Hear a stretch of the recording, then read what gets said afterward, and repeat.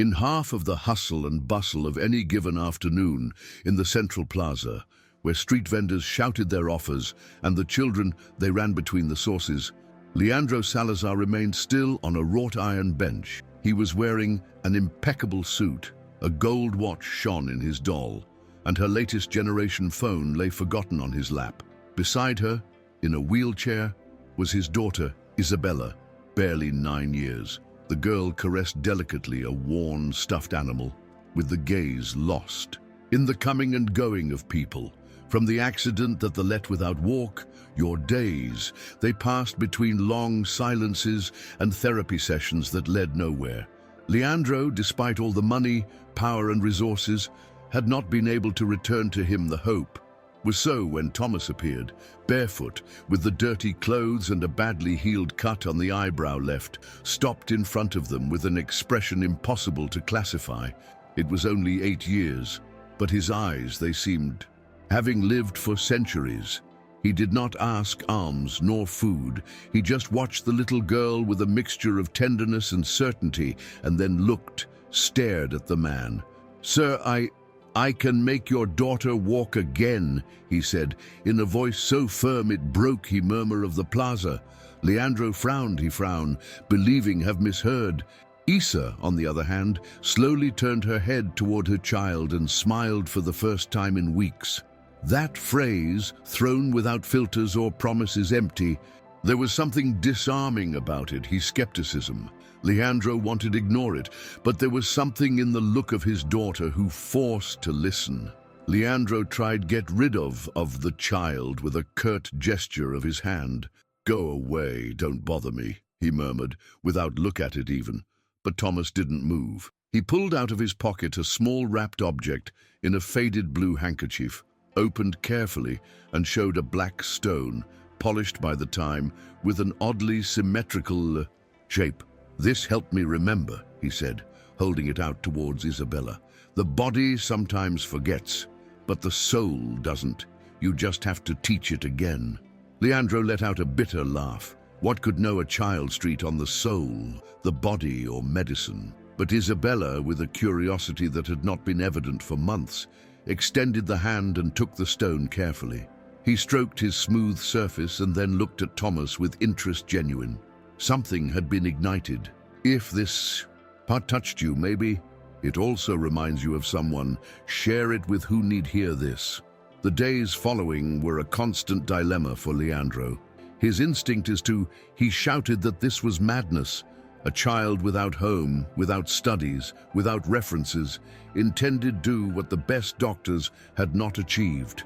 But at the same time, see your daughter waiting every afternoon in the bank of the greenhouse, that forgotten place of the garden that Tomas had transformed with bedsheets old.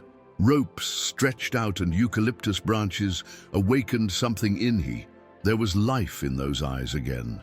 Thomas did not offer exercises conventional, neither treatments recognized. He asked Isabella to play the earth, that would move fingers to the rhythm of an invented song, which would speak to his own body as if it could listen to her. It wasn't science, but it wasn't delirium either. It was something else. And Leandro, against his own trial, began to stay and observe. The first time Isabella moved a finger, Leandro thought it was an involuntary spasm. He immediately approached, with the heart in the throat, while Thomas smiled in silence. "It was her, not me, just him. I remembered how it felt," he murmured, child, while Isabella laughed with a mixture of surprise and excitement. From that moment on day, every little progress became a sacred event. A slight tremor in the leg, a shudder in the foot, a tear that fell without explanation. They were not steps, still, but they were signs. Signs that something had awakened. The greenhouse was transformed in a temple for the three duck, where the time was measured not by expensive watches or medical reports, but by the intensity of a breath, the twitching of a muscle, the glow in the eyes of a girl who was beginning to believe again. The servants, however, did not share his same enthusiasm. They murmured among themselves that this child would bring trouble, that he was dangerous, that he could be manipulating the small. One of the gardeners even dared to confront Leandro, suggesting that it was not appropriate for his daughter had such contact nearby with a child of the street. Leandro fired that same afternoon without raising his voice. Something in he was beginning to break, but not like a painful break. It was more like a crack through which the light. I began to listen more, to really look, to notice how his daughter I talked more, I slept better. He asked, not to, they will. You push the chair, which wanted to try to move on its own. And all this without a single word of complaint from Thomas, who continued appearing every day with a new one occurrence, a branch, a rope, a game. One afternoon, while Tomas was helping Isa stretch her legs with soft and rhythmic movements, Leandro received a call from his personal lawyer. On the other end of the line, a nervous voice. You reported that an independent journalist I was investigating an old case. An accident.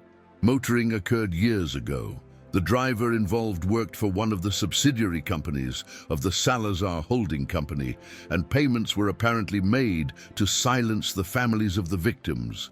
Victims. Leandro felt a knot in his stomach. He vaguely remembered the incident, one of many that were resolved with money and lawyers.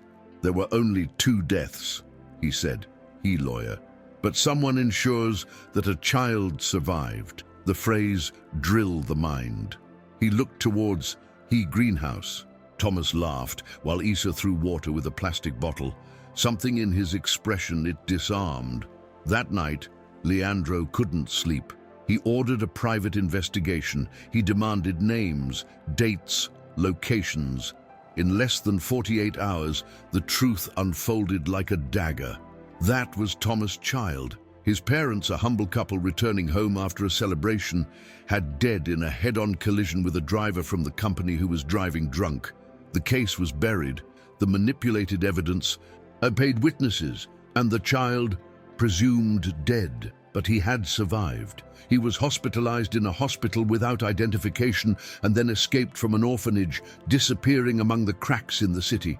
Nobody it searched, nobody it, he claimed. Leandro stared at the report in his hands with the eyes glassy.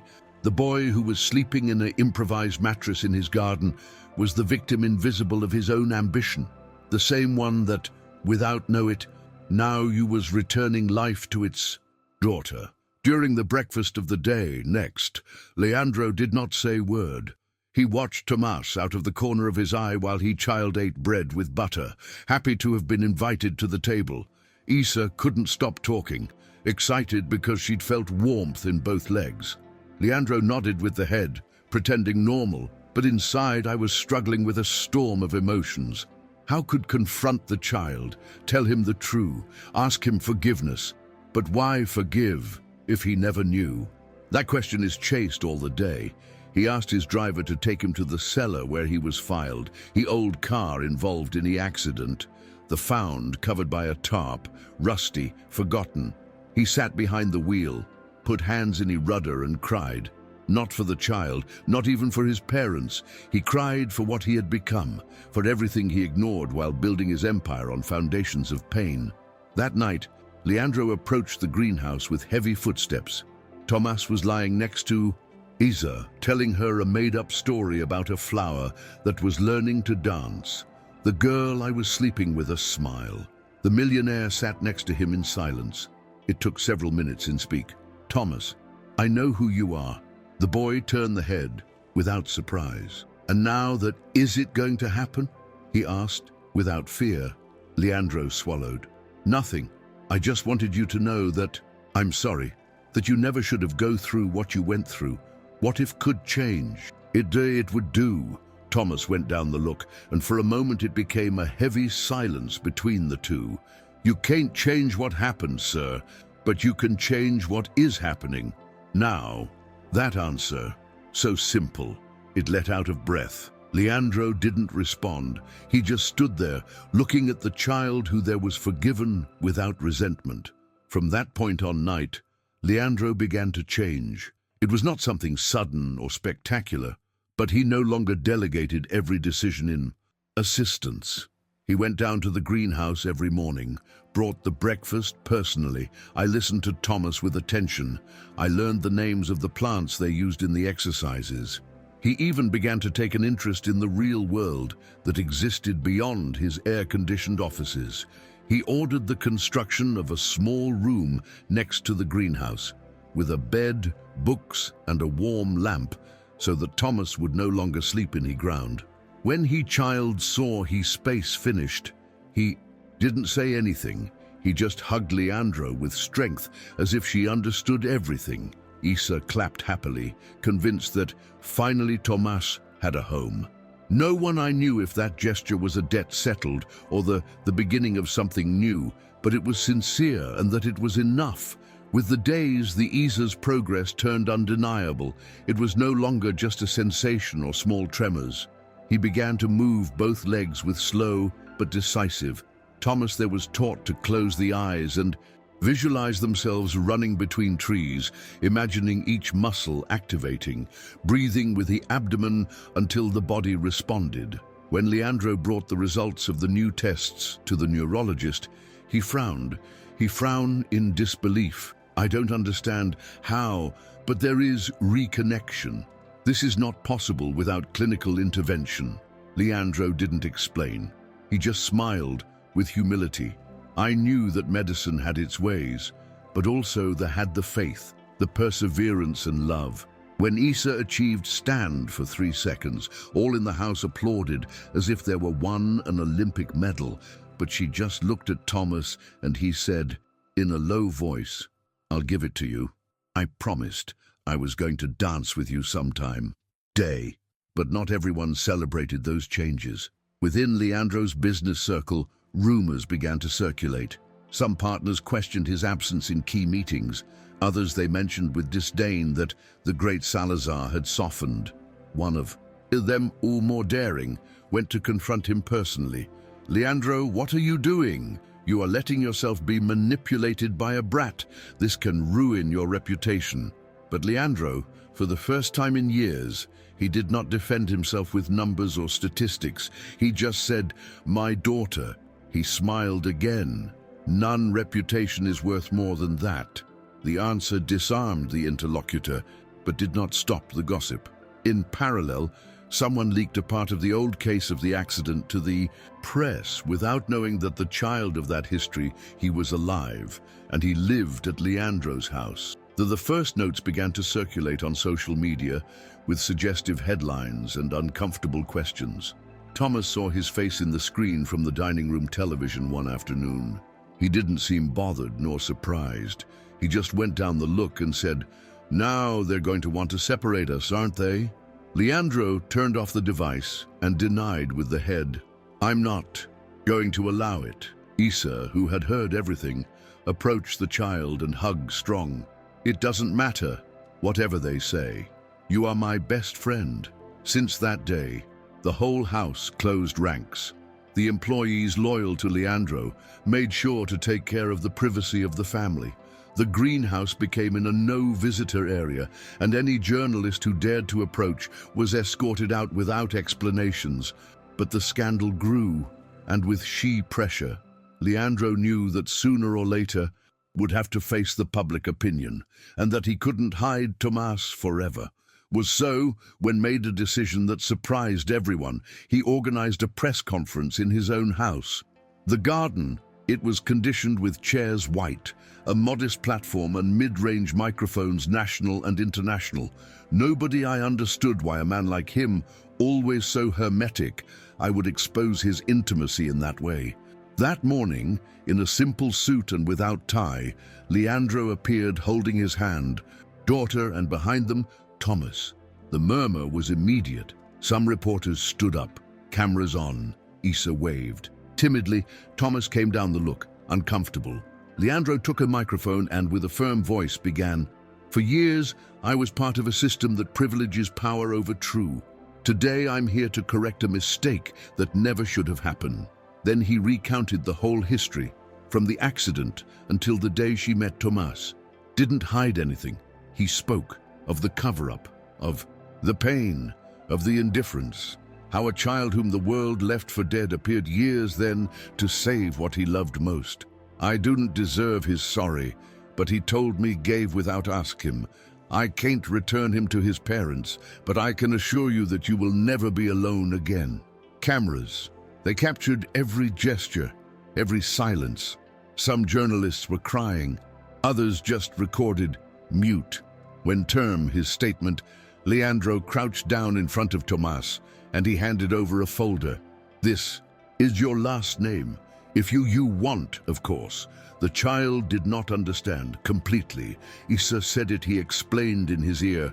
It's an adoption. Tomas's eyes filled with tears, but he didn't cry. He just nodded, slowly.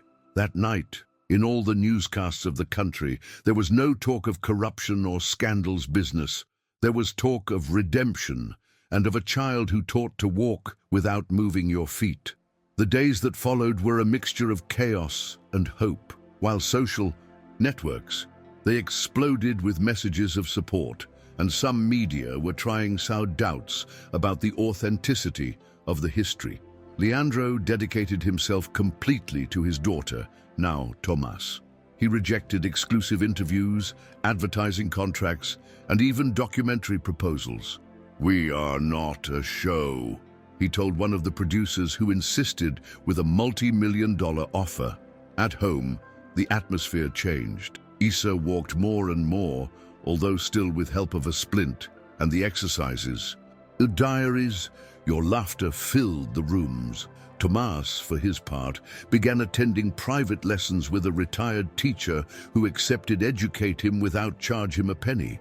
I want to learn to read good to tell my own stories, he confessed a day to Leandro. The businessman smiled. For the first time in his life, he felt that something was truly his. But not everything was simple. Some shareholders of the Salazar conglomerate threatened to retire if Leandro did not resume his duties. Accused of destabilizing the company's image, of becoming too human. One of them, he went further. He leaked internal documents to damage his credibility. Leandro did not react angrily. He just called a meeting extraordinary, stood in front of everyone in the boardroom and said calmly, I have recovered something that I lost. Does much. My conscience. If that bothers them, they can leave. 3 partners stood up and left. The rest stayed silent. Some were moved. Others were afraid. But everyone knew that something had changed in the heart of that man, and it was no longer negotiable. That night, upon returning home, Leandro found Issa asleep in the sofa, already Tomas covering her with a blanket. He stayed in the door, watching, and he smiled. With the time, the news, it stopped being a novelty and became an inspiration. Schools, they started inviting Tomas to tell his story. History, medical universities discussed his unconventional methods as an example of emotional neuroplasticity, a foundation. He sent a letter to Leandro offering a full scholarship for Tomas from primary school to high school, university. He showed the child and asked that wanted to do. Tomas took a long time, several minutes to respond. I want help others' children like Issa, but also I want to continue living with you guys. Leandro said hugged, without need for words. They decided accept the scholarship, but adapt it to a personalized system that would allow Tomas to study without get away from your new family. Issa, for her part, already I was walking alone inside the house, slowly, with steps still trembling, but his own. Every time he managed to cover a stretch, he would happily shout, another miracle, Thomas. One day, Issa asked to return to the square where it all began. I wanted feel in the same bank, with his same stuffed animal in his lap. Leandro prepared the car, and Tomas insisted in which they were walking. It's your time, she said. The girl, he hesitated but agreed. They left early, with Tomas on one side and Leandro behind, just in case. The journey. It was slow, full of pauses, deep breaths, and supportive glances. But they arrived. People recognized. They applauded from the cafes and the balconies. Issa sat down in the bank, looked the place where Tomas had seen for the first time, and said out loud, me too, I can help others. Like you helped me." Thomas didn't respond. He just tended the black stone. That always carried with him. "Now it's yours," Isalar took with reverence. The cycle was closing, but something new was just starting. Following months witnessed a transformation that neither he, Leandro himself, would have imagined. They founded together a small community center next to the greenhouse where children with disabilities, deficiencies, emotional or in homeless situation were received no questions asked. They called it the place of Isa and Thomas. There were no white coats. And there, no medical protocols, but yes, strings, stones, music, drawings, wet earth, and many small hands learning to believe. Isa converted in a kind of guide for others' children. Them showed how to breathe, how to imagine they were walking, how listen to the soul when his body did not respond. Thomas, on the other hand, was in charge of listening, of sitting in his floor with those who did not speak, to find the way to reach them without hurry them. Leandro was sometimes surprised weeping as she watched them. They were her teachers, not her children. One afternoon, a mother arrived at the center with a little girl. In arms, he had cerebral palsy and could barely hold her neck. "I don't have money, no insurance, no place to go," she said through tears. Tomas looked with the same certainty with the one who had looked at Isa months ago.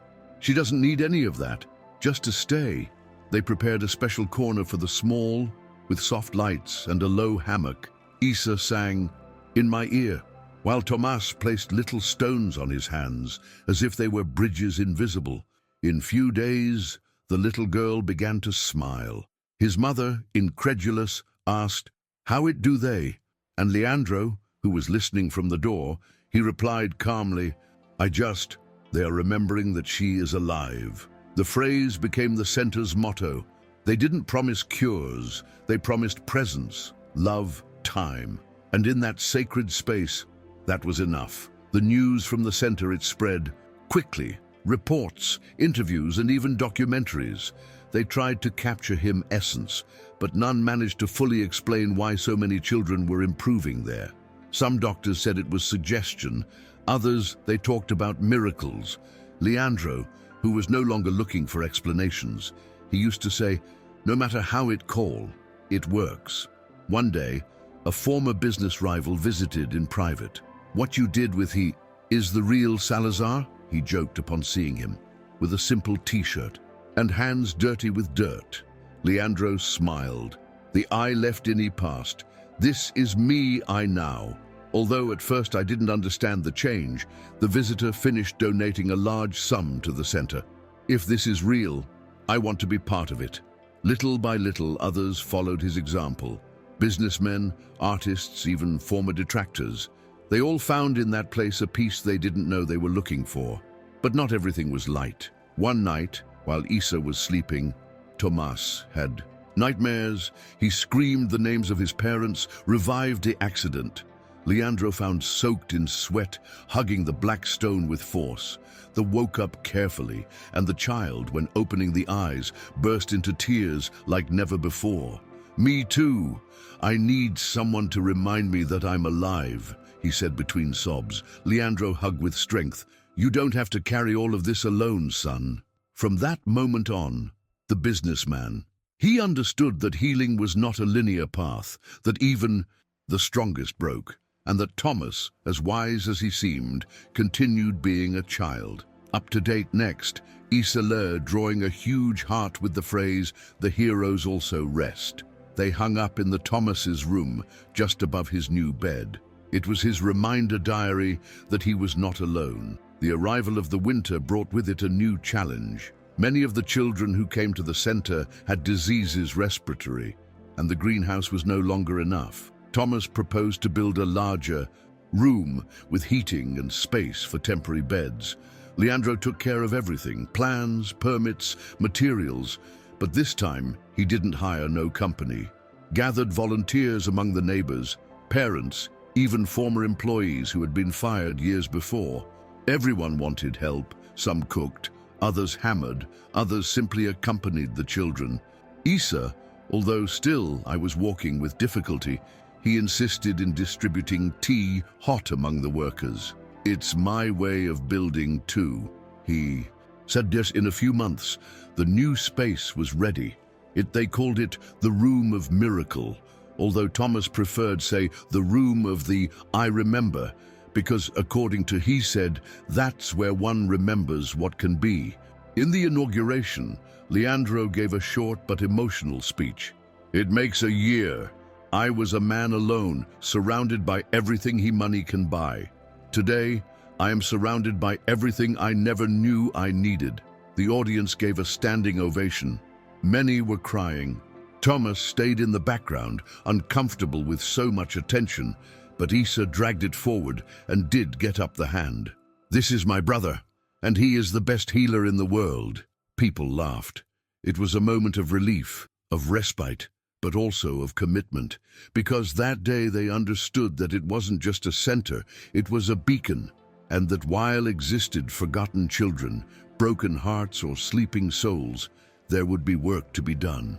That night, as I turned off the lights, Tomas stayed alone for a few minutes in the new room. He sat down in the center, closed the eyes, and said in a low voice, "Thank you, Mom. Thank you, Dad."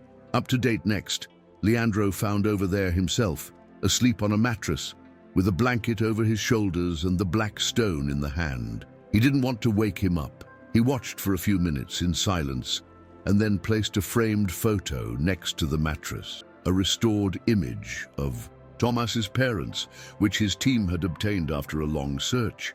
When his child woke up and saw, he didn't say anything at first, just the took carefully and hugged them. Don't memory well, but I think they knew you were going to be okay. Leandro nodded.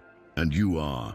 It was a simple, intimate moment, but full of meaning. From then on, that photo would accompany me everywhere, no longer as a weight, but as a route, proof that I came from something, from someone, from a love that, although interrupted, had never disappeared. Past, the center was functioning fluently. Isa continued with his physical progress, now managing to walk ever greater distances. Tomas, for his part, had begun to write a diary. I want to remember everything, because I know that a day will serve someone else, child, it said. Each page had drawings, phrases, thoughts. Leandro, though he read in secret sometimes, moved by the maturity of the small. In one of the entries, he found a phrase that did stop. Sometimes I wonder what there would be past if he hadn't had fear that day. Leandro knew immediately that she was talking about him, about her silence, about the omission. He felt no guilt, but an enormous responsibility. That night, without saying anything, he sat down next to Thomas and began to write.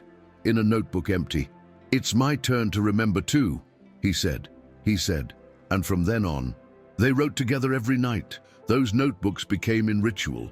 Sometimes they wrote about what there was past in a day, others about things they wished for. There were also pages for getting angry, for crying, for laughing. Isa joined the ritual a few weeks later with his own notebook decorated with stars. "This helps me understand what I feel," he said one night, while narrated as had been afraid when trying to run for the first time. Leandro, I listened silently, amazed. Never imagined that writing could heal so much. One night, Thomas wrote a single line, and then he notebook. Today was a normal day, and that it is also a miracle. Leandro said looked, with the eyes shiny, because yes, after everything they've been through, a day without shocks, without tragedies, with simple routines and daily affection, it was also a gift. One morning cold, Isa woke up with high fever. Thomas, when he first noticed it and ran to call Leandro, although it was just the flu. The worry that invaded like a shadow, the fear of losing what they had so built and settled for a few hours. Leandro called the doctor and prepared an infusion with ginger, as there was taught Thomas, and stayed with his daughter all the day. In the night, the fever came down. Isa, half asleep, murmured, "I never want to be still again." Leandro caressed his forehead. "I don't. You're going to be, promised." It was a simple phrase, but Thomas heard from the door and scored in his notebook. That same one evening wrote a short story, a story about a girl who defeated winter with its warmth. He titled it Isabella and the Walking Sun. It was the first text he decided to share with the children from the center. The story became an unexpected success among the children. Every word written by Thomas seemed to touch something deep in them. Some they asked for it read over and over again, others they began to write their own versions, and one even drew a comic based on it in Isabella and the Walking Sun. Leandro decided to print small copies of the story and distribute it among public schools, libraries and hospitals. Soon, letters began to arrive. A rural headmistress wrote, "I had never seen my students so excited with the reading." A mother sent a photo of her daughter smiling in a hospital bed, holding her little book. Thomas didn't understood completely. "Why them? Do you like it so much?" he asked. Leandro responded, "Because it comes from a real place, and it shows." Thomas, for the first time, began to consider himself something more than just a survivor. He felt like an author, and that it transformed. With that impulse, Thomas began to work in a second story, this time about a boy who healed others with her silence. He called her The Boy Who Listened He Wind. Isa illustrated the cover with crayons. Leandro helped with the addition, the process. It was slow, full of corrections, doubts, laughter, and also frustrations. "It doesn't turn out the way I want it to," said Thomas, and Leandro, he replied, "Then let it rest. Sometimes the words also need to breathe." That phrase became internal between them. One night, while we're reviewing one of the scenes of the story, Thomas asked something he had never asked before, saying out loud, "Do you think my parents would be proud of me?" Leandro looked at the eyes. "Not only would they be proud, they would be amazed." Thomas said nothing, but that evening slept with a smile. I knew, in his background, that your history newly was beginning. With the publication from the second story, the center decided to organize a special event, an afternoon of reading open. Children, parents, teachers and neighbors gathered under a makeshift tent in his garden. There were balloons, blankets in the floor, hot chocolate, and even a small bonfire. Isa was the first in, read out loud, then followed others' children. When arrived, it was Tomas's turn, and there was total silence. With a soft but firm voice, he read, "The Boy Who Listened, He Wind," from the first word to the last. When he finished, there was applause, but also a long moment of emotion contained. A girl stood up of the public, and it hugged. "Me too, I hear things that no one else hears," he whispered in my ear. At that moment, Thomas understood that his transformed pain was now a bridge. He hadn't just healed, he was healing others. After that afternoon, they arrived invitations from other cities, foundations, educational programs.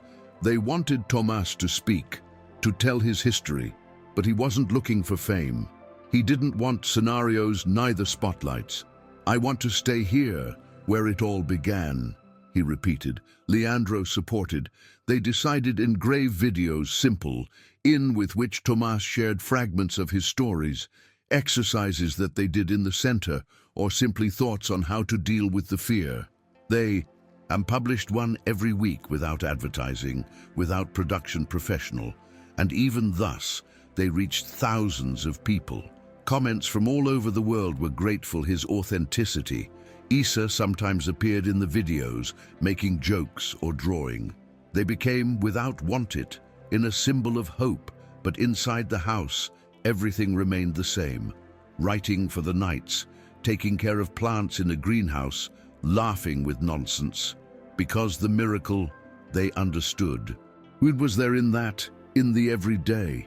One day, while they walked together towards the plaza, Isa stopped suddenly. They were right in front of the bank where everything had started. Thomas asked if she was tired, but she denied with the head. "No, I'm remembering." He sat up slowly, as there was done so many months ago, but this time without help, without sadness, without fear. "That day you looked at me as if already you knew I could achieve it. he said. Thomas shrugged. Because I knew, Isa smiled. And now that is it coming? Thomas looked with unusual seriousness. What you want? We can build a school, or write more stories, or plant 100 trees. Isa low, he thought for a few seconds. I want do all that, but with you. In that moment, they understood something they hadn't saying with words, that their destinies already were forever intertwined, not by tragedy, but by what they built after her. That night, Leandro, and told them, prepared a special dinner, nothing fancy, just her favorite pasta and an improvised fruitcake. Today we celebrated a year since Tomas found us, he announced. Isa clapped, and Tomas came down the head, a little embarrassed. I found it, I was just passing by, Leandro said, corrected with a smile. Pass by there, change our lives, that's no coincidence. Over dinner, they recalled difficult times, laughed with anecdotes of the greenhouse, and even made a list of goals for the year next. Isa wrote the first, run to the source of the square without fall. Thomas added another, publish a book with the children from the center. Leandro scored his, learning to do bread without burn it. And they laughed. Because now could laugh, because after so much pain, that table light with dishes simple, laughter and affection, it was the greatest symbol of victory. With he, as the weeks passed, the goals written on that special night began to come true. Isa, after several failed attempts, she managed to run, or rather trot like her said, until the source of the plaza. He fell twice, scraped his knee, but did. Thomas, for his part, gathered a group of 10 children from the center and began to guide them in the creation of a collective book. Each person would write a short history and would do the hand-drawn illustrations. The project was a lovely mess, lost leaves, melted crayons, ideas impossible to understand, but also laughter and hugs and moments of discovery. Leandro, with infinite patience, they helped print the pages and bind them with thick thread and homemade glue. When finished, presented the book in a local library, called Stories That Walk. It was a modest but sincere success, like everything they did. One afternoon, while Thomas was teaching a child to use a wheelchair in a fun way, turning in circles, imitating running, a woman approaches him, came closer. He had tired eyes and a file in the hand. Are you Thomas? He nodded. I work in the child protection system. I heard about your history and what you have done. I just wanted to see you and ask you sorry. Thomas didn't understand. She explained that years ago when he disappeared from the orphanage, no one had really searched. You were just a name more, and that haunts me. Thomas looked calmly. I forgave myself too. You can do it. The woman broke in crying. Isa, who had heard from the door, approached and offered a napkin.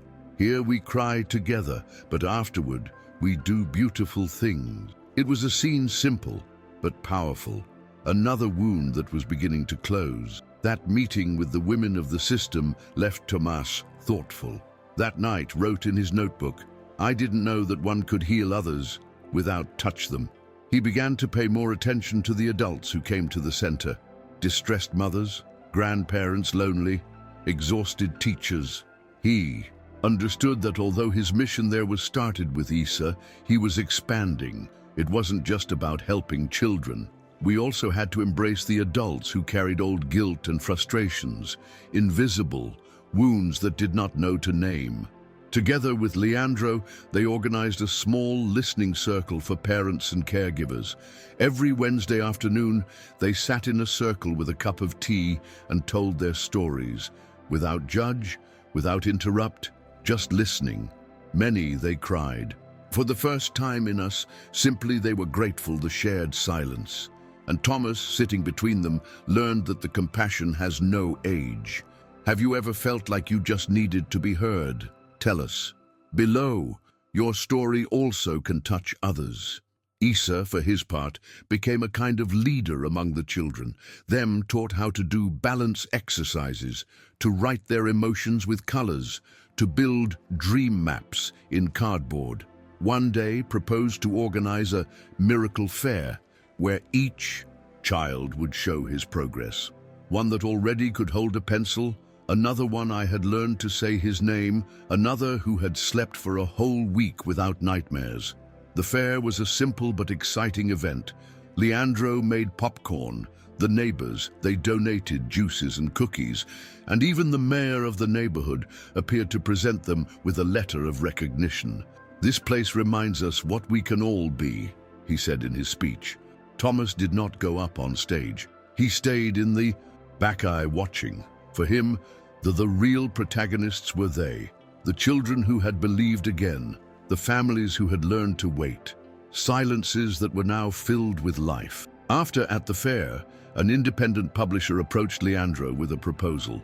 They wanted to publish the tales of Thomas and from the collective book Histories That Walk in a special edition to be distributed in public schools across the country. At first, Thomas hesitated. "What if people think it is? What did we do for fame?" Leandro told him, replied firmly, "Then we will show you with actions that are not like that."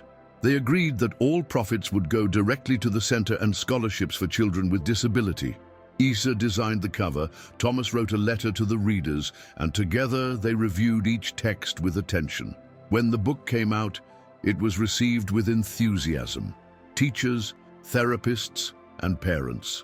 They praised him for his tenderness, his simplicity, and its real impact. For Tomas, the most important thing was to see a child in wheelchair raise the book and say, "That am I." While all this was happening, Leandro began to plan something bigger. He understood that the center's model could replicate in other places. With the help of former colleagues, he contacted social investors, foundations and governments locals. But this time, I wasn't looking for impose a brand or control every detail. I wanted to form real care networks, where each community would adapt the concept to its own needs. He invited Tomas and Isa to participate in the meetings. Although at first they felt out of place, they soon began to talk with naturalness. Tomas said his experience as a child in homeless situation. Isa explained how a black stone returned the faith. None used statistics, just stories. And that, paradoxically, was more convincing than any graph. "You don't present a project. They present a truth," they said. "An education representative." And so, seed that was there, born in a greenhouse, was beginning to bloom in other corners of the country. The first sister center was inaugurated in a little town from the interior. Tomas and Isa were invited to cut the symbolic ribbon. The place had a large garden, colorful mats, a reading area, and even a mural painted by the children of the neighborhood. Isa cried when she saw that they had replicated the corner with black stones. "It's just like the ours," he murmured. Tomas approached a group of children who they observed shyly. He sat down with they in the ground without say word, and them offered a stone from his pocket. One of the children that took with trembling hands. "Is this going to help me walk?" Thomas replied, and with a smile, "It will help you not to forget that you can try it." It was the beginning of another history. Upon returning home, Isa wrote in his notebook, "We are no longer just 3. There are many of us, and we continue to grow." With each new center, the network was getting stronger. It wasn't a franchise nor a bureaucratic organization. It was a practical love movement. Each place had his own name, their own colors, but they all shared a same principle. See the person first, not the limitation. Thomas, who never dreamed with leading nothing, he began to receive letters from children and teenagers who were inspired in he. Some told their struggles, others they sent stories and drawings. One day, a little girl from another country wrote, "When I grow up, I want to be like you, because you make people remember its value." Thomas kept that letter in his treasure box, along with his stone, the photo of her parents, and the first drawing that Isa gave away. "I knew I couldn't answer everyone, but I could continue writing, living, and showing with his example that the hope, when it is sown with tenderness, never stops growing." One weekend, during an outdoor activity with the families from the center, a child, he approached Thomas again with a distrustful look. He didn't speak, he didn't smile, and he didn't let go. A red cart that he was dragging along the land. Thomas did not try force anything. He sat down nearby, took a branch and began to draw paths in a floor, imitating the wheels of the cart. After a few minutes, the child it imitated. They didn't say a single word, but when the mother of the littlet saw play for the first time in months, broke in crying, "I don't recognize," seemed lost. Thomas only said, "Sometimes you have to talk in the language of silence." That was his elderly gift: connect without impose, listen without judge. And every child who crossed his path found a different way to bloom, without hurry, without demands, only with presence. Do you know someone who works with children or take care of others? Send him this story. It may be the hug that you have not yet received. Meanwhile, Isa began to write a book of his own. He wanted to tell his history from his perspective, with drawings and words that others' children could understand. Titled "Me Too Had Fear." Leandro helped with the structure, and Thomas with the illustrations. "I want you to know that crying is not wrong, that having fear is not giving up," he said. The process was therapeutic. He recalled difficult moments, such as those first days in wheelchair, the sleepless nights, the fear of trying again, but also revived the beautiful thing: the first time he moved one foot, the Thomas's laughter, his soft voice, Dad telling him, "I am proud." When termed the first draft, it is read to a small group in his greenhouse. In the end, a child raised his hand and said, "Me too had fear, but now I feel like it." Isa said he hugged her, and he knew he had achieved his goal. That same day, after the reading, Isa approached Tomas, and he said something he'd been thinking about for a long time. "Would you like have a, are you a real brother?" Thomas stayed silent, not knowing how to respond. Isa insisted, "You are now my brother in everything. Only the paper is missing." That night, Leandro met in the room and then proposed to formalize the legal adoption. "Not out of obligation, but because I want the world to know what we already know." Thomas didn't respond immediately. He walked toward her garden, sat by the greenhouse, and looked the stars for a long time. Then he came back and said simply, "Yes." It was a soft but powerful word. In the following weeks, they completed the procedures. The day they signed the papers, Isa took a drawing, a house with 3 figures holding hands and a sign that said Salazar family. The news spread quickly, not as a scandal, but as a symbol. The businessman who previously lived between marble walls and cold had adopted the child who came into his life with a stone in a pocket and a broken soul. Many celebrated, others, as always, criticized. But Leandro no longer lived for the approval alien. She lived for what really mattered. They celebrated the adoption with a dinner in the center, surrounded by children, my friends and neighbors. Isa gave a short speech. "Now we are a family legally, but love is already..." It was there before. Everyone applauded. Tomas didn't speak. He just stood up. His notebook, it opened on a page in white and wrote, "Today begin other history." Then he told it past to Isa, who drew a heart. Leandro added a single word, "Thank you," and they closed a notebook, as if sealed an unforgettable chapter of their lives. With the formalized adoption arose new questions in Thomas. He began to wonder about his original surname, your history before the accident, his grandparents, if there was someone beyond outside with his blood.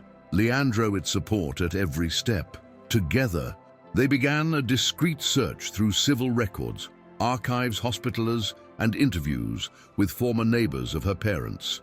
They discovered that her mother had been a kindergarten teacher, and her father a local mechanic. There was no grandparents alive, but they found an aunt distant in another city. When I contacted her, she was excited. I believed that Thomas was alive. I prayed for him every day. They met in an emotional visit. without drama. Tomas was not looking for fill, empty, but to understand his origin. And it achieved. After the meeting, wrote a letter that he kept in his treasure box. Now I know where I come, and I also know towards where go. That same month, Isa turned 10 years. He wanted a party simple in his garden, with water games, piñata and many more drawings. The children from the center they decorated his greenhouse with garlands handmade. Tomas gift a notebook new with leather cover. For your new stories, he said. Leandro gift a pendant in the form of a star. For you illuminate all this. During the party, Isa stopped a moment in middle of the laughter and balloons, looked at his around and murmured, "I'm happy." It was a simple phrase, but loaded with meaning. For someone who year before I didn't want to leave your room, that one statement was a triumph. He listened and smiled, because he understood the weight of that joy, because I knew that every step, every tear, every shared silence there was brought up to there. And what about it? Better yet was about to come. A few days after the party, Isa woke up with an idea. I want the center to have a name that says it all. Leandro asked as it would call. Isa thought for a few seconds and said, the place where they return the steps. Tomas nodded. It's perfect. They painted his new poster together with big, colorful letters. They placed it at the entrance, right where everyone could see it. The impact was immediate. The families arriving at the center smiled as they read it. Some were moved, in silence, because they understood that it wasn't just about walking with feet, but to regain courage, dignity. The heading. They return the steps and also the hugs, the words, the faith, said a mother. The new name appeared in reports, networks, and even in a song he wrote a young musician inspired by his history. The place became in a lighthouse made of love. If you are feeling something reading this, maybe it's time to move on. These stories don't end here. Meanwhile, Tomas and Isa began to visit other centers, this time as special guests to read stories, accompany processes and train volunteers. They didn't give speeches, they didn't carry scripts, they just appeared with their backpacks, their stones and their stories. On one of those trips, they met a teenager with partial paralysis that he said, I don't need to be healed, just to be listened to. That phrase left a deep impression on Tomas. From then on, he began to use a different notebook to record phrases from the children he knew. He called it the Notebook of Truths. With his time, that notebook became a jewel collective.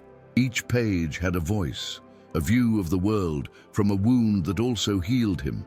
Isaiah healed him illustrated with symbols, colors, and drawings that represented what they felt, and Leandro cared for as if it were a sacred book. One day, while they organized a reading day in a children's hospital, a nurse is given to them, approached with a proposal. Have you thought about training others' children to do what you do? Could they be the first healers of the soul? The phrase stuck resonating in Thomas for days. He consulted with Leandro and Isa, and together they devised a plan.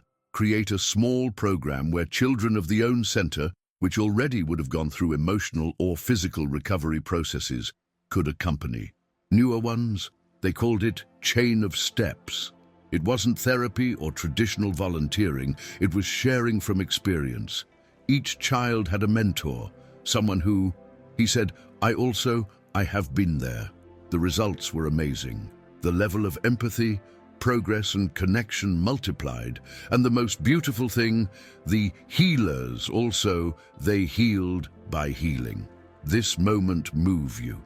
Show it as worth it. Like, comment, or share.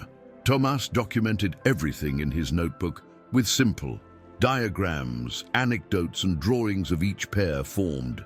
Isa created insignia handmade to give to mentors, small stones painted with different colors, because each one has his shine, he explained. The program began to call the attention of educators and psychologists. They wanted to understand how something so simple could be so cash. Leandro responded always the same, because it does not come from the theory. It comes from the true. During an evaluation visit to the center, a specialist asked Tomas what his exact method was. He simply said, "Listen, feel, stay." And then, he added, "And when you don't know that, do, stay the same." Sometimes, just being is enough. The woman, instead of questioning him, wrote down his words in his notebook, and in his final report wrote, "This center does not transform by what it does, but by how it does it.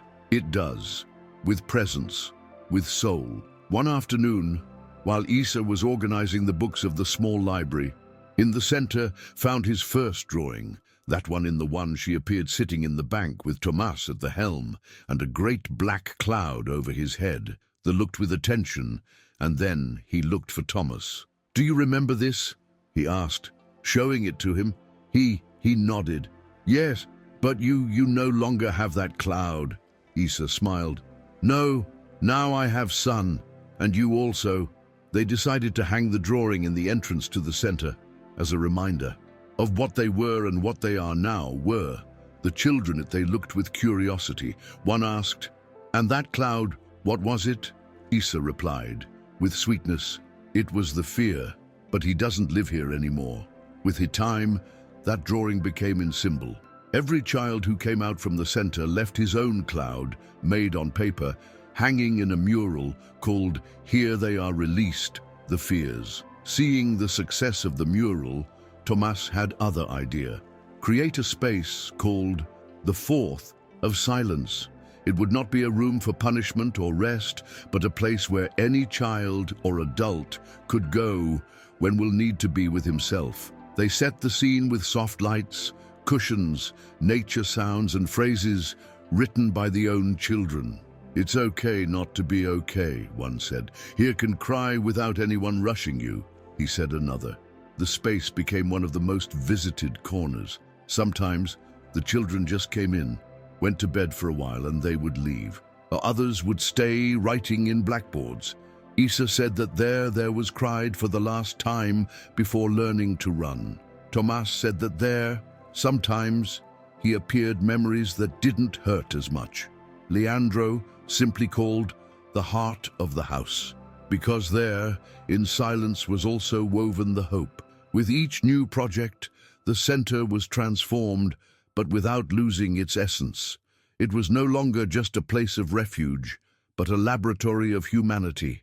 People from all over the country came to see it, not as tourists, but as seekers of something that the world seemed to having forgotten. The sincere look, the gesture without interest, the time without a watch. Tomas and Isa kept the same old routine, taking care of the greenhouse, read stories, listened to the new. Leandro, now with his grayer hair and less shaky hands, he continued being he first in arrive every morning.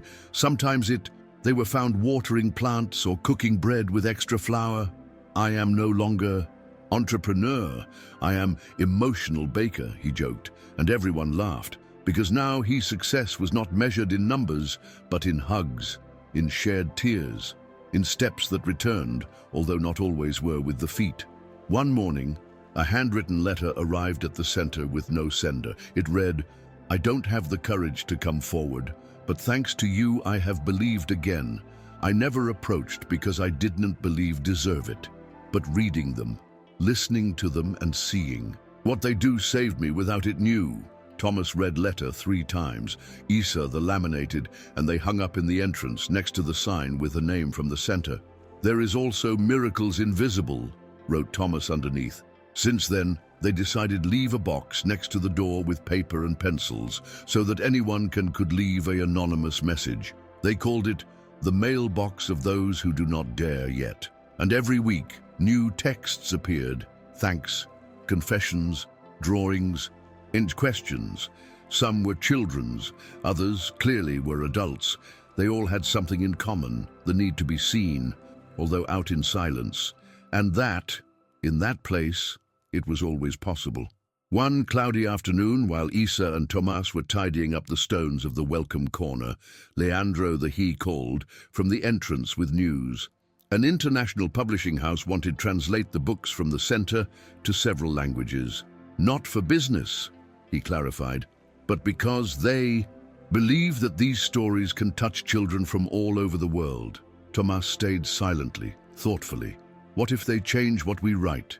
Yes, do very different. Leandro smiled. We can ask them to keep the words like you wrote, with errors, with drawings, with soul. Isa proposed something else, that each edition included pages for the children readers could write his own history. The publisher happily accepted, and so was born the international version of Stories That Walk, and with space in blank at the end, so that each reader it did his. It was more than a book, it was an invitation to remember, to heal, to share. The day in which it arrived, the first box with the books translated, all the children from the center gathered in a circle. Isa opened one of the boxes with ceremony and took out a copy with blue covers and gold letters. Thomas took carefully. It opened at random and found his tale translated into French. I don't understand anything, he said, with a laugh, but I feel like it says something what I wanted say. Then it closed it.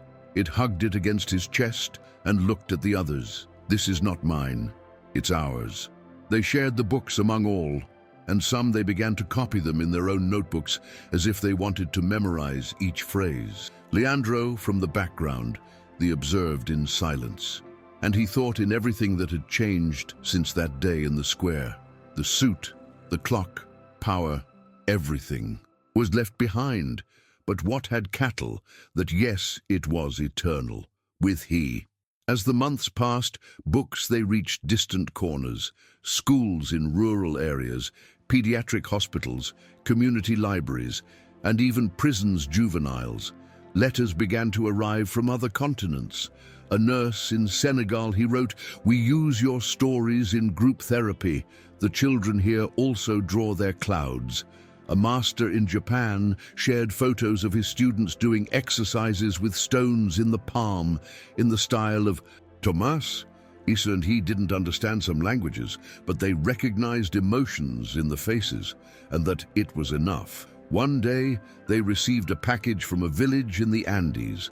Inside was a hand-woven blanket with 3 intertwined figures and an embroidered message. "Thank you for showing us that the soul also walks." They hung the blanket in the center room, right in front of the greenhouse, and every time that they saw, they remembered that love, when shared, travels further than any train. One quiet afternoon, Isa sat down with Leandro in the garden, and he asked, Do you think Mom sees me?" It was a question he rarely dared to ask. Leandro breathed deep before answering. "She doesn't just see you. I think she's proud of you, of all this." Isa supported the head in his shoulder. "Sometimes the dream, but it doesn't make me sad anymore. He just hugs me." Leandro closed the eyes. He didn't answer, but a solitary tear went down the cheek, because I knew that hug, although out in dreams, too, it reached him. Thomas them he watched from afar with a quiet tenderness, and he noted in his notebook a phrase that later decorum with dry leaves. "Sometimes the love we lost returns disguised as strength or peace or a girl who runs again." It was his, a way to give thanks, to continue weaving memory. The day Isa ran for the first time without a splint was also the day that Thomas left his black stone in a welcome corner. He didn't say anything, just the placed on the trunk where the children. They left their symbols of change and walked away with empty hands, but the heart full. "Isa," it hugged her. "Are you sure?" Tomas nodded. "Not anymore. I need to remember. Now, I remember alone." It was a small gesture, almost invisible, but for whom it knew, it meant everything. Because that stone was not just a tool, it was a piece of your history, an anchor. And leaving it behind was also a way of saying I was ready for new beginnings, new wounds, new cures. That afternoon, while the sun was setting on the greenhouse, Leandro looked and understood that, although he had been the adult all that time, they were the true guides. Shortly after, an international television network proposed do a documentary about the history of the 3. This time, Tomas didn't hesitate. "But I want you to count also the thing about the others. Children, what they do. They accepted. with that condition. The team spent weeks filming, but with respect. Without invasive lights, without scenes forced, they captured laughter, silence, confessions, falls, hugs. The documentary was called Steps That Return and was released in several countries. He was nominated for awards, but most importantly for them was to see the reaction of those who they saw. They received thousands of messages from people who dared to talk about their pain. Some, they came to the center just to sit down in silence. Nobody I asked why, nobody judged, simply the received. Because as Isa wrote on a wall of the greenhouse, you don't come here to be well, you come here to not be alone. One morning, upon arriving at the center, they found the door decorated with colorful ribbons and a large cardboard written by the children. "Thank you for teaching us to stay." Thomas stood for a few minutes without speak. "I didn't know. That was something that was taught," Isa replied with a smile. "The you taught without give you account." That day, instead of continuing with the routine, they decided to celebrate. They improvised a snack collective. They took out paintings, built paper kites, and released them one by one with the names of all those who had passed through the center. "So that our stories fly," Isa said, as the his ascended to heaven. Thomas wrote in the his a phrase that everyone wanted to copy. "What is cared for with the soul is never lost." It was a day without planning, without a specific objective, but everyone agreed in which he was one of the most magical days they had ever lived. In the middle of that celebration, a girl who was barely 2 weeks old in the center approached Tomas and asked, "And you, who takes care of you?" The question took him by surprise. He didn't know that to say. He bent down, gave a hug, and replied, "He takes care of me. People like you." That night, he wrote in his notebook, "Maybe being strong isn't about not breaking. Maybe being strong is about letting yourself be taken care of." Also, from then on, he began to accept more help, to say when I was tired, to cry without hide, because he understood that even those who heal also need to be supported. Isa, seeing this change, began to write him anonymous letters, like the ones of the mailbox, the left under his pillow. One said, "Thanks for staying the first day. I didn't know I could run. Now I know. Tomas the Eye kept them all." And I read silently, like someone hugs untouched. One stormy night, he left the light in all the neighborhood. The children were scared. Some, they started to cry. Tomas and Leandro left with lanterns and candles. Isa prepared an impromptu storytelling session. Soon, the fear was transformed in laughter. Everyone gathered in a circle, as in the first days, and they counted stories by the candlelight. It was one of those nights where nothing goes as planned, but everything does better. In the end, Thomas said something that stuck in the air like a sigh. "Perhaps the lights went out so we could really see each other." After that experience, they decided to establish a tradition, the night of the blackouts. Once a month, they would turn everything off on purpose and meet without screens. No noise, just them, the silence, and the stories. And it was in those nights where more sincere tears were dried and more hugs were born. One day, Isa found in his notebook a note that I didn't remember having written. "When it doesn't hurt anymore, I'm going to tell everything without cry." She remained thoughtful. There was been through so much, and although now he laughed more than ever, there were parts of his history that still were pressing inside. He spoke with Thomas. "How do you know when doesn't it hurt anymore?" He replied, "When it you can. Count without it breaking the voice, but without extinguishing your soul." Isa hugged and decided, write a new story. This time it wasn't about her or about Thomas. It was about a girl who had wings but didn't know use them. The titled, "Sometimes You Have to Fall First." When it read out loud for the first time, his eyes, they shone, but they didn't cry. And everyone applauded, in silence, because they understood that at that moment, something profound had been released. With in passage of the days, Isa began to accompany others' children to write their own stories. The she asked about her fears, her dreams, her most beautiful and difficult memories. "Everything is part of a story," she said. Tomas, seeing her, understood that she had also become a guide, not because knew everything, but because he dared to share what he felt. Soon, the reading corner from the center was filled with small notebooks, each with a hand-drawn cover and the name of a proud author. Leandro, with the help of volunteers, he began to digitize the texts and upload them to a free platform so they could be read. "In anywhere in the world, every story is a door, and we are full of keys," he said. And so, from that little garden, words born of the pain, they began to heal people they would never meet. One sunny afternoon, while organized the art supplies, Isa found a box older than anyone there was, open in years. Inside, there were forgotten objects. From the ancient greenhouse, empty jars, seeds, a rusty pair of scissors, and a letter addressed to whoever is still looking after this place. It was from the ancient gardener who worked there before the Isa accident.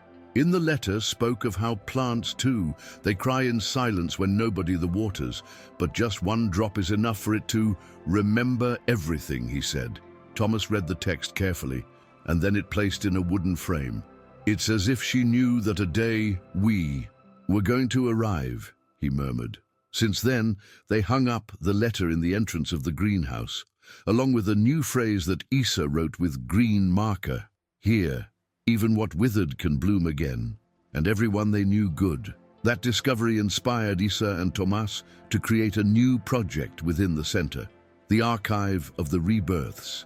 It was a cork wall, where letters, photos, drawings, and objects were hung that symbolized moments of change. The first broken splint, a blade with the first "yes, I can" written by a stuttering boy, the lid of a can that a girl converted in Medal of Bravery. Each item had a story, and all visitors could read it. At first, it seemed like something symbolic, but with the time, that wall became in one of the most important places from the center. People from other cities I came just to leave something there. "This helped me get back," they said. It was like a museum of true emotions, an altar of the invisible, and without propose it was transformed in living testimony that the scars also, they can be monuments. One day, while they hung a new one history in a file, Isa looked at Tomas and asked, "Do you remember how did it all start?" He held the eyes a moment. "Yes, it was on a bench with you without knowing that you were going to change my life." Isa took the hand. "Me neither, it I knew." They stayed in silence for a few minutes, watching as a group of children played near the mural. "Sometimes I think," said Thomas, "that if there hadn't been after everything that happened, maybe I would continue in the street, and you would follow without walk." Isa nodded. "And Dad would continue being someone who didn't know how to love." They both smiled, tenderly, with gratitude. Not for what they lost, but for what they built, because they understood that you don't always choose the beginning, but yes, what is done with he, and they had chosen to heal together. With the pass of the time, the center was no longer just a shelter. It was a community, a way of life. The people who they visited and did not ask about schedules nor by requirements. They just came in, sometimes to help, sometimes to cry, sometimes to say nothing. Leandro, Tomas, and Isa took turns receiving them. Each one had his way. Leandro offered coffee and silence. Isa looked for pencils and paper. Tomas simply looked at the eyes and listened. "Here, he doesn't need to prove anything," Leandro told the newly arrived, and that was enough. Because in a world that demands productivity, success, and quick responses, that corner of land, words and memory offered it opposite: pause, tenderness, and space. "We don't heal," Tomas clarified in each conversation. "We only accompany." And that, with time, it became the most transformative act of all. One long weekend, they decided to close the center for 2 days to rest. They went to a cabin, distant too, without signal, without artificial light. They carried books, games, and homemade food. The first, at night, sitting around a campfire, Leandro asked, if you could go back in time and avoid everything that happened, what would they do it? Thomas thought for a long time. Isa, too. In the end, she replied, first. If that meant not knowing them, then no. Thomas nodded. Me neither, because even was pain. Now I understand that this pain brought me to you. Leandro said nothing, only hugged them both, because also it I knew, because after so much loss, so many mistakes and silences, I had found something I never imagined. Have a real home, not one of walls, one of souls. And in that evening, without electricity, surrounded by the calm of the forest, they felt that everything was in your place. Upon returning from the trip, they found the center, his entrance is covered in flowers and letters. Neighbors, children, and families had left messages spontaneous, thankful for what that place meant in their lives. Some, they said, thank you for teaching me to wait without fear. Others, here I learned that crying is not giving up. Isa, moved, suggested saving each message in a special box, which they called the Box of the Seeds, because all this, he explained, began with a single word, and look in what became. Thomas wrote a note, and the put also, thank you for not closing the door, when more than needed. Leandro, for his part, stared at the sign in the center with the eyes filled with unshed tears. He remembered his previous life, the silence, the guilt, the emptiness, and then looked at his daughter and her son, because now, so they felt, and knew without doubt some, that was exactly where it should be. As they passed by the years, things changed, but the spirit remained intact. Isa became a determined young woman with ideas new and a sensitivity that touched everyone. Tomas, already a teenager, maintained its serene calm, its gift for listening, and a curiosity growing to learn about the world. Leandro was getting older, with gratitude, knowing that everything important was done, not out of conformity but out of fulfillment. One afternoon, Isa proposed write a joint book, the three, but this time, not stories, but the truth of how it all happened. Tomas immediately agreed. Leandro hesitated. What if I'm not able to tell everything? Isa told him. He replied, just write what you remember, what still hurts, what you already healed. And so they started, not for fame nor for legacy, but so that if someone one day everything disappeared, leaving that book, like a compass, like a wound, well closed, the writing process. The book was long and full of moments of reflection. Each chapter was full of memories, of names of people who came and went, of painful lessons that ended being the foundation of what they had achieved. Each of them contributed their perspective. Isa wrote about the struggle to walk, Thomas about the importance of the empathy, Leandro on the internal transformation that only comes when one stops running away of the pain. And most importantly, none of the three kept nothing back. The book was not about a miracle or a story perfect, but of the humility of a shared process, where the scars became testimonies of strength. When the book was finished, they decided not to release it immediately. Instead, they read out loud during a rainy night in the center, surrounded by the children and adults who had been trained there. This is our legacy, Leandro said. It's not what we achieved, but what we shared. At the end, everyone applauded, some with tears in the eyes, others with shy smiles. Thomas looked the closed book on the table and said, "This is not the end. It's just another step." Isa nodded. Always there is a step further. And everyone, at that moment they understood that it was not a miracle to have found the path, but having learned to walk together. Because it's not about what is lost, but what is gained when the soul decides not to give up. Success of the book was unexpected, not because of the number of copies sold, but by what it generated in who they read. Teachers began to incorporate fragments into their classrooms. Psychologists began to use it in therapies, and even some parents began to follow. The example of Leandro, Tomas, and Isa, applying small acts of kindness and patience in their homes. Years later, the book was considered a reference in the emotional education. But for three, dance always was much more than that, a bridge between broken hearts that became whole together. One day, years after the publication, a young called Gabriel introduced himself in the center. "I read his book when I was 15 years old," he said, with the serious look and the broken voice. "It was the last year I had left in a rehabilitation center. I was lost, but you gave me something I didn't expect, the hope that it can be changed." Thomas, who was already an adult, looked without. He didn't say anything at first. He just nodded. Isa, who had seen so many stories like that, came over and hugged. "We all have something that is difficult for us. The important thing is not to let it stay with you, us, forever." Leandro, from the distance, I observed everything with a deep peace.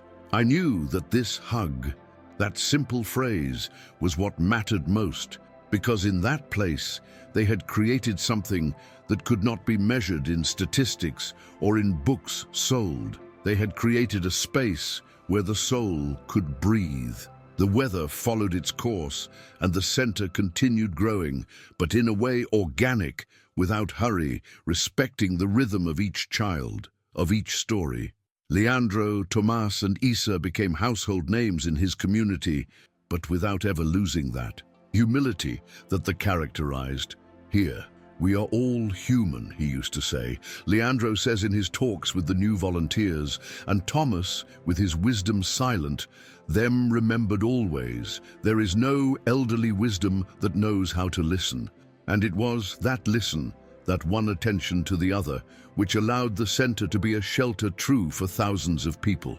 One day, at the end of a common afternoon, Tomas looked at Isa and Leandro and told them, he said, "I think it's time for this place to continue. Without we have created what we wanted, and people now it carries inside." Isa looked surprised. "And what we will do now?" Thomas smiled, for the first time without sadness. "Follow our own paths, but always with this place inside of us." Leandro nodded, knowing that although the center would be closed to them, it would never be closed what they had built. And while they walked toward the square where it all began, they understood that the true legacy was not the center, nor the book, nor the awards, but the transformation of every soul that crossed his path. Years afterwards, the center continued to operate under the direction of a group of former volunteers who had been children in the place. Isa, now an adult and with a family own, he returned from time to time to share with the new members from the center what he had learned from Tomas and Leandro.